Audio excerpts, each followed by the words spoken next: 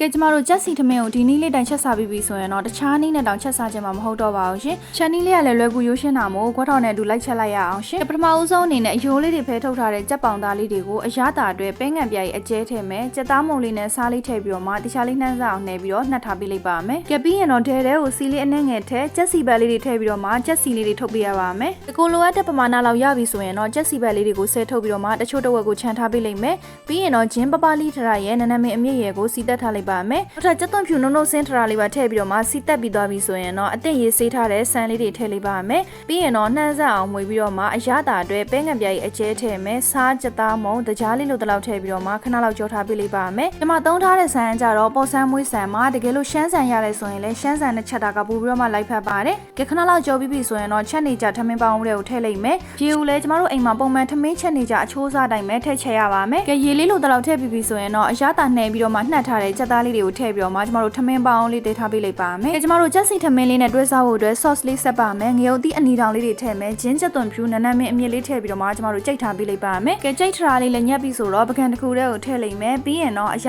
သာအတွက်ပဲငပီလေးကိုထောင်းထည့်လိုက်မယ်။ထပ်အချိုမုံစားတကြားပဲငပြားကြီးအပြစ်လေးထည့်မယ်။သွန်ဖြူနဲ့ငရုတ်သီးစိမ့်နှုံနှုံစင်းထရာလေးထည့်မယ်။ရှက်လက်ကကြီးထည့်မယ်။နောက်ထပ်ရေလေးလိုတလောက်ထည့်ပြီးတော့မှတခြားလေးနှမ်းဆက်အောင်မွေးထားပေးလိုက်ပါမယ်။တကယ်လို့ကိုကကြိတ်ဆက်ထဲမှာအကုန်လုံးထည့်ပြီးတော့မှကြိတ်မယ်ဆိုရင်လည်းရပါတယ်။ကဲကြက်စီထမင်းလေးနဲ့တွဲစားဖို့အတွက် sauce လေးလည်းရပြီဆိုတော့ထမင်းပေါင်းလေးကြည့်လိုက်ပါမယ်ကဲထမင်းရဲ့အပြော့အမာလည်းလုံးဝကိုကွက်တီပါပဲကဲအခုဆိုရင်တော့ချက်စီနံလေးတင်းပြီးတော့မှ sauce လေးနဲ့တွဲစားမယ်ဆိုရင်တော်တော်လေးကိုစားလို့ကောင်းတယ်ကျမတို့ရဲ့ချက်စီထမင်းလေးကစားလို့ရပါပြီရှင်ဆုံးထိကြည့်ရှုပေးလို့အားလုံးကိုကျေးဇူးပါရှင်